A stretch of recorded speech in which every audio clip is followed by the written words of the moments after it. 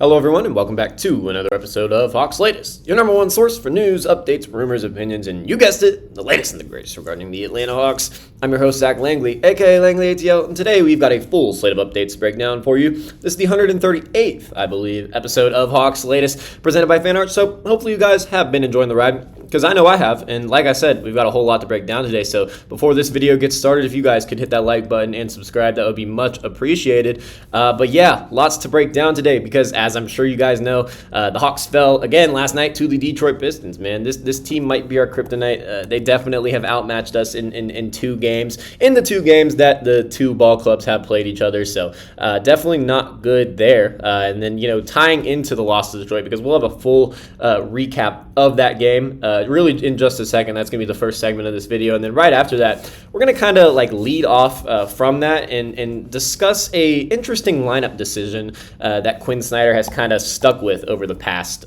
really all season. And it's really kind of frustrated a lot of fans. And I know just in general, Hawks fans have been kind of frustrated with some of Quinn's rotations this year, and this is definitely no different. This is definitely involving that, but yeah, there's one specific lineup that Quinn is just sticking with, and he is really committing to, and it is definitely frustrated a lot of Hawks fans. So that'll be the second segment. I think you guys will want to hear that. I think you guys are going to agree with what I'm going to say there. Then after that, we're going to look at the two games that Adam Silver and the NBA added to the Atlanta Hawks schedule. Definitely an interesting wrinkle there. We're not progressing in the NBA Cup, so then all the teams that aren't making it have to play these two extra games, and so Atlanta got both of those, and we know what they are, and let's just say it's definitely going to be more tough games. It's nothing easier added to the schedule that's already been super difficult. And then at the very end, we've got to talk about Jalen Johnson. We got to have an entire segment dedicated to him because he has seriously been playing at an MVP level. And I'm going to break down his case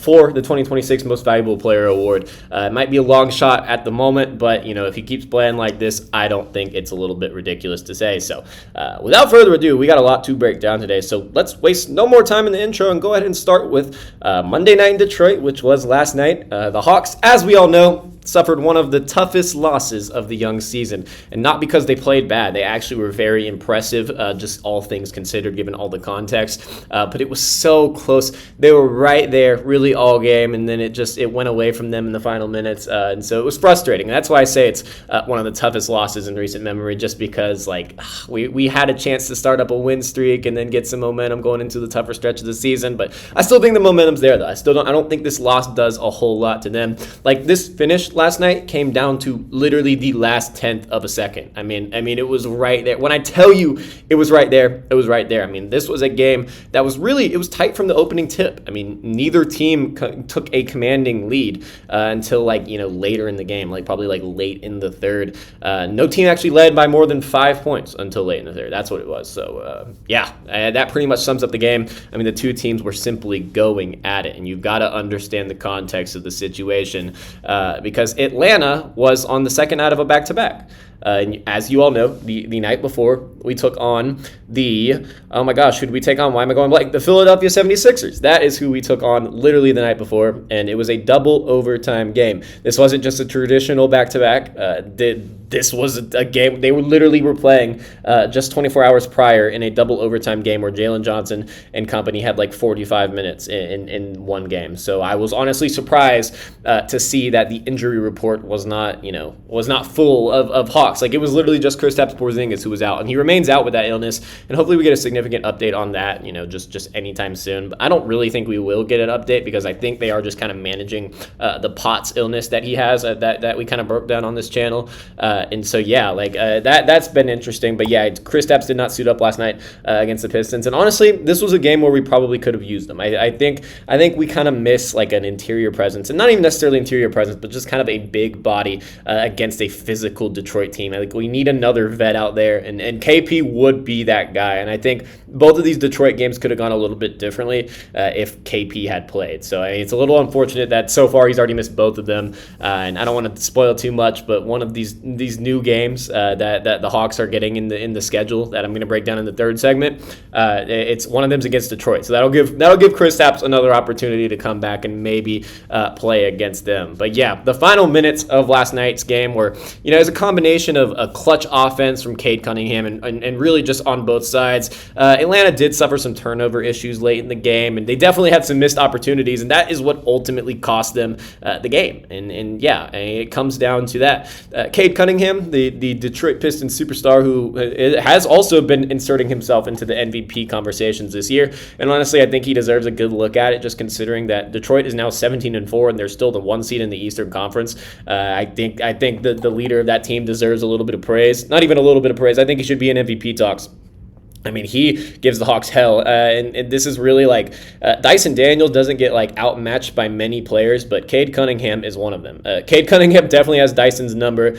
He can't really do a whole lot defensively on him, and you can't say that about like many players in the league. Honestly, it might just be like 2 or 3 in the league that Dyson struggles with. Cade is certainly one of them, though. It has been his whole career, and it's just going to continue to be. So, Atlanta's really got a game plan for that moving forward. But yeah, Cade Cunningham scored 8 of his 18 points in the final 3 minutes. I mean, just taking over when it matters. You may not have been having the best game overall, but when it matters, you go to your guy. You go to your number 1 option. You go to your lead guard, and you command them to get you a bucket, and Cade did just that. And so that's where we missed Trey a little bit, and that's what I kind of have been saying. That's why I mentioned like after the first game against Detroit that we were just kind of missing that lead guy late in the game. He took control when the Pistons needed him most, and the Hawks definitely lacked a guy that could do that. They also got a massive night from Jalen Duren, which should not come as a surprise to anyone right now, just because the way he has been playing this season. He's honestly looking like not a sure thing for most improved player, because there are definitely some great guys that are also in contention for that, like AJ Mitchell and who's the other guy that's going kind of crazy right now? I'm going blank, but also Nickeil Alexander-Walker. He's been killing it. Oh, it's Ryan Rollins. That's who I was thinking of on the Milwaukee Bucks. I mean, just inserted into a starting point guard role, and he's been killing it. So it's probably between all of those guys for most improved player right now. But Jalen Duren definitely deserves a good look at it as well. Like Detroit could have a good year in the awards. He posted 21 and 11. That's just kind of like basically his averages for the season. He's averaging like 20 and 11. And he bullied the Hawks inside, and he helped Detroit dominate the offensive glass all night. And it wasn't just offensive glass that Detroit dominated.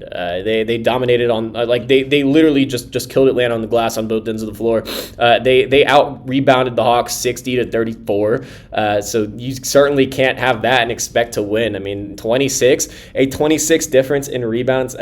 You're not ever going to win a game when you are getting bullied on the glass like that. Atlanta was not a team that went down quietly in this game, though, and they really gave themselves a pretty good shot to win it at the end. Jalen Johnson continued his superstar level play. He had 29 points and 13 boards, and he actually had like 4 points at halftime, so he just kind of killed it in the second half. If he had kind of kept up that intensity for the whole 48 minutes, then Atlanta would probably have won this game, but you can't really ask too much out of him, too much more out of him, considering that he did just play 24 hours prior in a game where he dropped 41, 14, and 7 on great shooting efficiency. It was kind of the same thing here. Like Jalen was still very efficient, and he looks so confident from the outside. Like that 3-ball is here to stay. Like that is a reliable part of his game now. Like this is not a fluke. His 3-ball, like he is literally like pulling up. Like not as soon as he had crossed half court. Like he hasn't unlocked like the deep range yet, and I don't think that's something that will get added to his game. But I mean, he looks so confident from out there. He's pulling up from 3 and like some very good volume every game. Nickeil Alexander-Walker also continued his hot stretch of games. He had 26 points and just adding to his streak of 20-point games. I mean, he has truly just blossomed into such an incredible scorer. Onyeka Okongwu, who is having a stellar season, he chipped in 20 with high efficiency.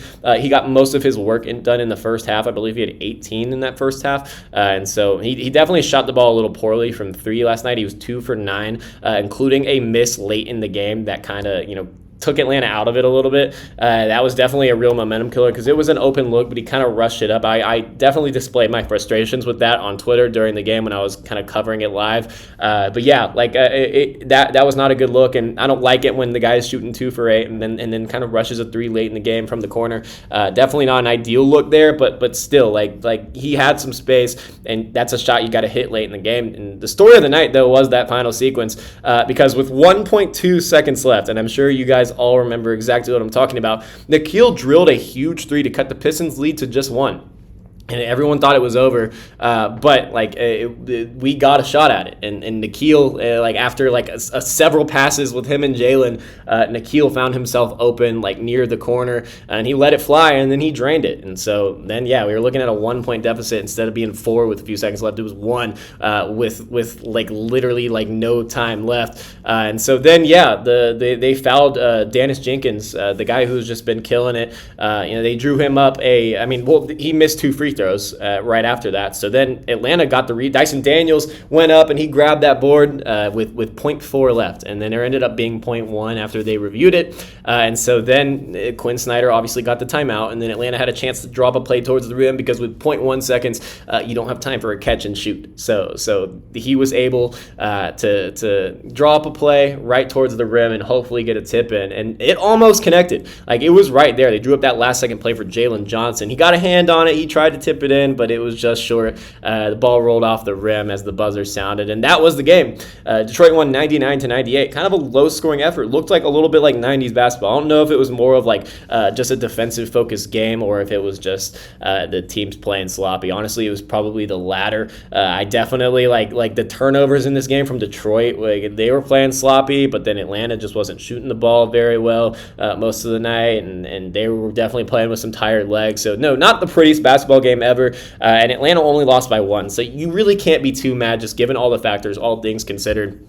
The Hawks really just struggled with 2 major issues though. Detroit's dominance on the offensive and defensive glass, and 2 critical turnovers were forced by former Hawk Karis LeVert in crunch time. So you got to be more careful with the ball, and neither team was careful with the ball last night, but Atlanta needed to be a little more careful than they were. The former Hawk LeVert only scored 14, but that defensive pressure shaped the final minutes, and he was great. And the back-to-back turnovers, like for Detroit, it created a 6-0 swing that ultimately made the difference. And at the same time, Atlanta wasn't hitting their shots, and the deal. The Hawks had won 4 out of 5 coming into this matchup, but this loss will sting, kind of given how winnable it was, especially considering the late game mistakes and rotation issues. And speaking of rotation issues, we got to lead you guys into this next segment because I think y'all are going to want to talk about this. We have kind of expressed our frustrations with Quinn's lineups this season, just the way he's been handling the rotations, whether that's been putting Keaton in as the 9th man like in the beginning of the season when everyone was healthy, getting minutes over guys like Mo Gay and Vit Krejci. This has kind of been fluid as the season has gone on. It's changed every day. Every game really. Like Quinn has not really been sticking with too consistent of a rotation, and he kind of doesn't have a choice to. Like this is a team that is we're dealing with injuries. No one expected Trae Young to go down like early in the season with like a serious injury that's going to sideline him for like 2 months. But that was the case, and so Quinn Snyder has had to adapt. And along the way he has kind of made some interesting rotation decisions, there is one particular lineup that has kind of frustrated Hawks fans, and myself included, but I've definitely been seeing a lot of heat for that on Twitter. Like a lot of people are showing their frustrations with it, and it's clear to understand why. So in the late third quarter, in a crucial time period, and he also ran this like towards the end of the first, and then like the early second, and like this is something that is an every night thing now for whatever reason, but it was most prevalent in the late third quarter because it allowed a Detroit run. Quinn Snyder rolled out the perimeter trio of Keaton Wallace, Luke Kennard, and Vit Krejci. Those 3 together, and he has stuck with that for some time, and it hasn't produced the best results. And this is no testament to like the players individually, because I have talked about all of their strengths, and y'all especially know that I think Vit Krejci is very much a winning player. But those 3 together, it just doesn't make for a great trio. It has consistently been the worst performing group on the roster this season when they have shared the floor. Before tonight's game, the trio already had a negative 18.8 net rating across 75 minutes, a minus 18.8. That is not good. That is simply not good. It's not a small sample size, 22 games into the season. They have been playing more minutes together than they should have. Quinn Snyder clearly has a vision here, and I don't get it. That's not enough physicality. That's not enough toughness defensively altogether. All of these guys can shoot the 3 really well, so shout out to that, but it hasn't resulted in great offensive minutes, and the defensive minutes have just been crucial to Atlanta losing some of these games. All of these close games were this lineup has been on the floor together. You can argue that if they weren't on the floor together, Atlanta would have won. And it was no different against the Detroit Pistons last night because they were completely responsible for a 9-0 run in just over 2 minutes that flipped the momentum entirely.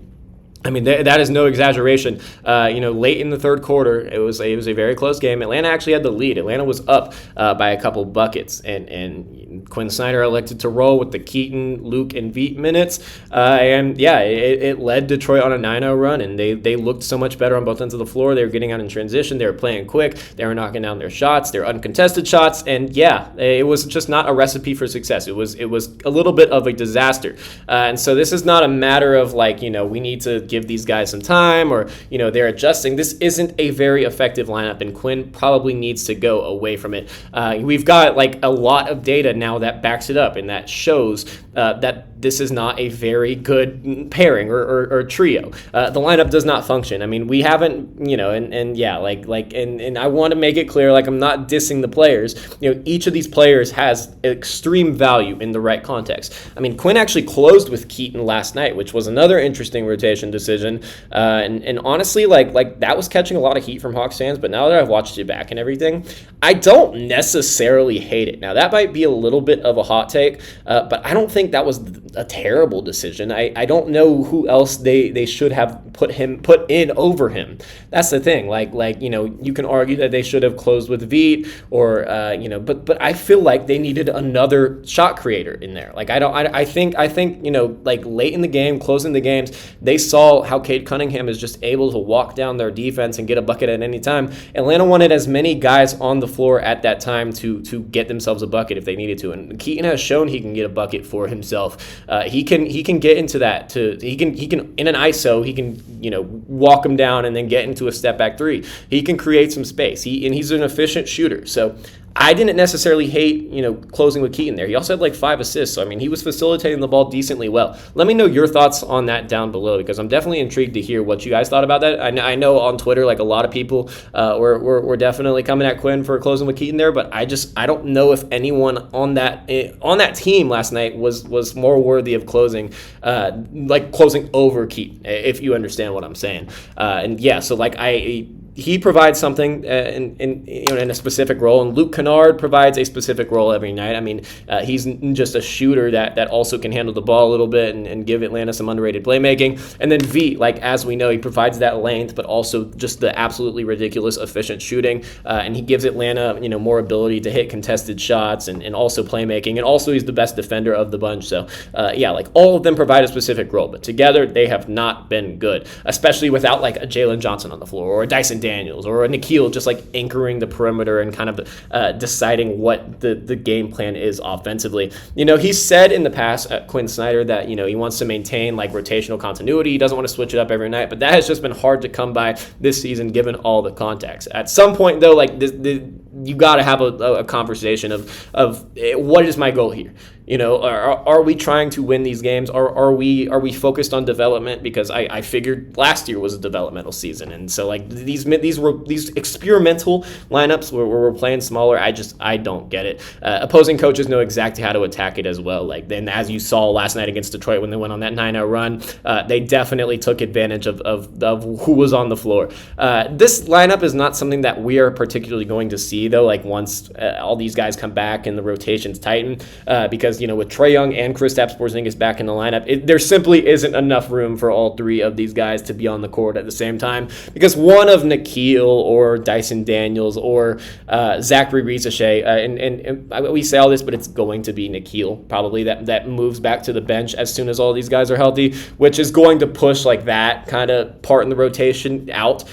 Obviously one or two of Keaton Wallace, Kennard, or Veit Krejci will play. It's just they won't all be on the floor at the same time. That at the end of the day is the goal. That's what we want. We don't want this lineup on the floor. On a night like last night, though, I mean, you're playing you're playing a big team, you're playing a physical team, you're playing a strong team, and those minutes were seriously costly. And I did not understand that rotation decision. I honestly I don't know exactly how many minutes they played together last night, but it seemed like more than usual last night. It seemed like he was really trying to commit to that, and I just simply do not get it. So let me know your thoughts on that down below before we move to the next segment, which is going to be about the 2 games that are now on Atlanta's schedule, because that is kind of a thing that it's relatively newer.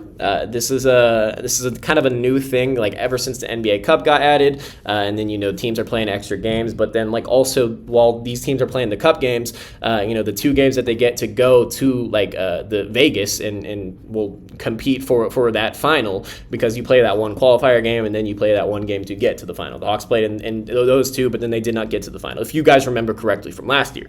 But yeah, so all these teams now that aren't competing for the NBA Cup, they get a chance to play 2 more games, because there's 80 games originally on the schedule, and so they add those extra 2 as the season progresses. And Atlanta has theirs now, and just like much of the season so far, just entirely not a surprising thing. The Hawks did not get an easy draw. This schedule has been absolute hell, and it is going to continue to be once these 2 games are played. The 2 games that were added for the Atlanta Hawks were at Detroit again. And so we saw how we played against Detroit last time, which was last night, and how we are 0-2 against the Pistons this season. And so now we have 1 more at Detroit this season. So just great. Just thank you so much, Adam Silver. And then another one, which is just a few days later, they're returning home. So thank God we get a home game. That almost feels like just a completely different concept. Like we haven't been home at all this season. It's been a little ridiculous, but we're going to be back home a few days later to take on the Philadelphia 76ers. So for some reason, it's literally just the exact same as the back-to-back we just played. It's going to be the Hawks facing the top-seeded Pistons at their home arena, and then a 76ers team, which is led by Tyrese Maxey, who, as we know, has just been absolutely killing. He's playing at an All-NBA level. He's certainly going to make the All-Star game. And yeah, these were the 2 teams that they just battled on a back-to-back. So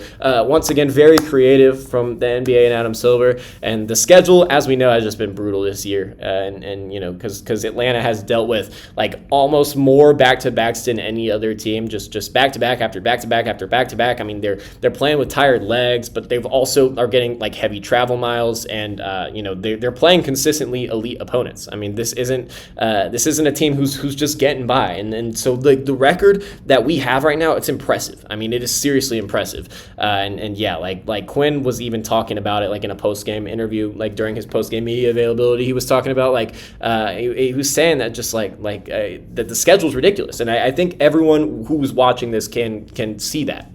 But some teams, of course, who failed to advance in the Cup, like the Atlanta Hawks did, they were gifted easier opponents. The Hawks, however, they got Detroit and Philadelphia again, so amazing. Here's the bright side, though. I mean, this team, they have been up for the challenge all year. Despite Trae Young being out, despite all these other outside factors, they've shown resiliency, and that is a true testament to the identity that is developing within this organization, and it is a true testament to Quinn Snyder's success as a coach. We kind of slandered him a little bit in the last segment, but now this is a chance to kind of appreciate what Quinn has done, because this is a team that should not be having the record that they are. It should not be having the success that they have seen so far this season. Their star player is down. Kristaps Porzingis has been out of the lineup most games, and literally every other game he's not playing, and now he's actually missed 3 straight. So whatever with that, but they've shown resiliency despite who's in or out of the lineup. They have been winning. They have been competing with every single opponent. They are hardly ever getting blown out. They got blown out by the Raptors once in this season, and for some reason by the Washington Wizards, but we never match up well with the Wizards for whatever reason. But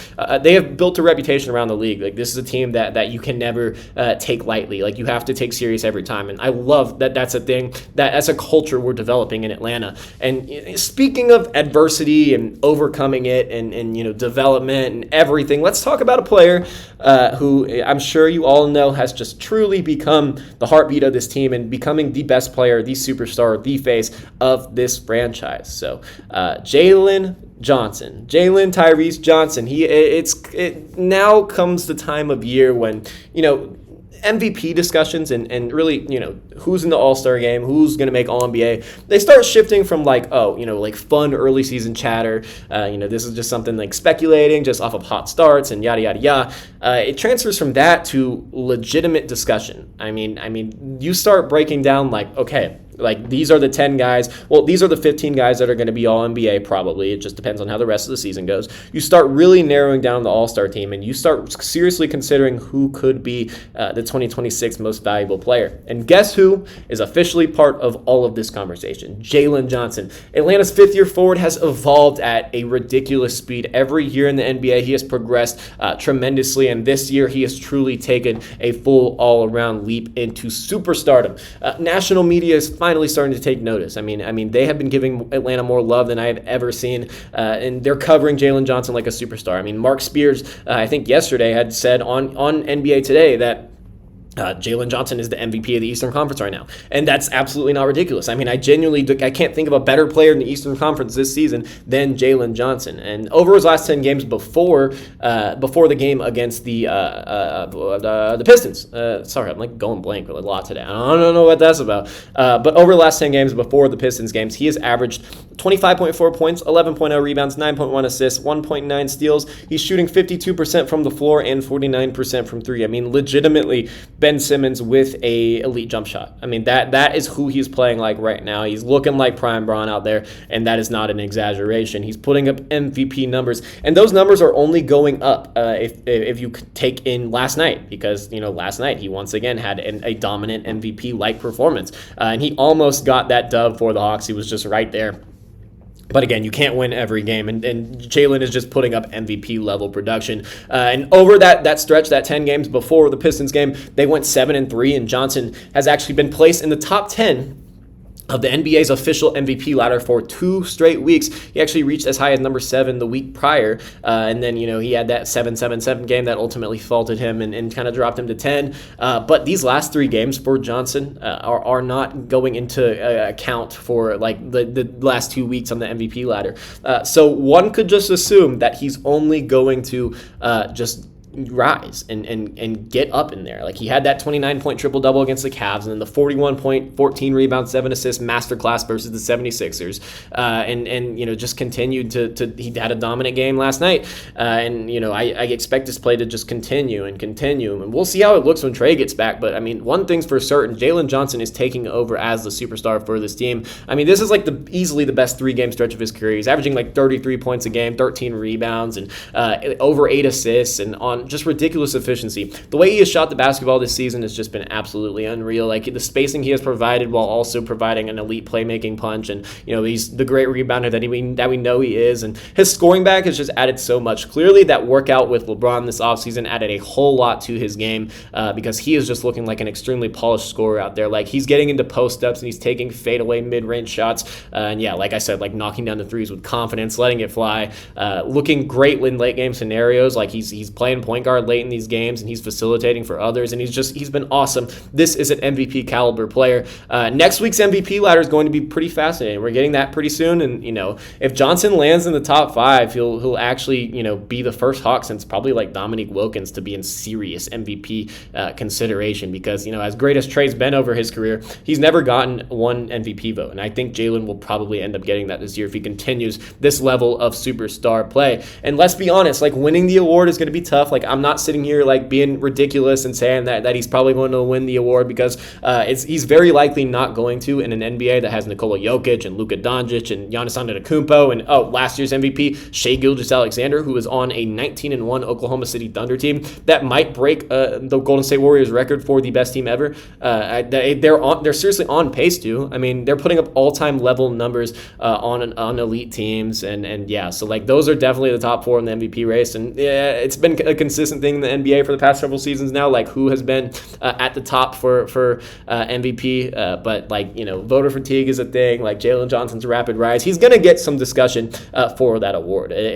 Breaking through that level of voter, just kind of like who the voters are selecting in the most years, like it would be awesome to see. So whether he wins it or not, like if he earns an All-Star selection and an All-NBA nod, and he continues to be in the discussion for MVP, all of that is firmly on the table. I mean, Johnson has not just elevated his game, but he's elevated the Hawks, and he's elevated his teammates. He's making everyone better. He's looking like a number one option. He's elevated the expectations for what Hawks basketball can truly look like this season. So if this continues, we could be witnessing the true beginning of a franchise-altering leap. I mean, his averages are ridiculous, and the Hawks are winning basketball games. So to recap, the loss to Detroit was very tough, but the biggest story is how this team responds and the resiliency that they have shown. And a challenging schedule and injuries, and a superstar level player is leading the way.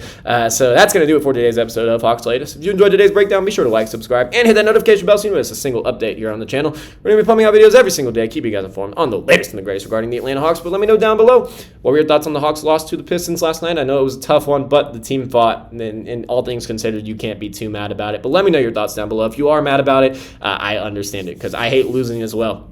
What were your thoughts on Quinn's rotation decisions, particularly the one where he's playing Veet and Luke and Keaton on the floor at the same time? Definitely a questionable decision. He definitely needs to go away from that a little bit. But I want to hear your thoughts on that specific lineup down below. What are your thoughts on Atlanta's 2 added games to the schedule? Getting the Sixers and the Pistons once more for whatever reason, and Jalen Johnson's absolute leap. Let me know your thoughts on that down below. Should he be in MVP discussions? I think he should, but I might be a little biased, so let me know down below. But once again, thank you guys so much for watching. I'm Zach Langley, aka Langley ATL, and I will see you guys next time.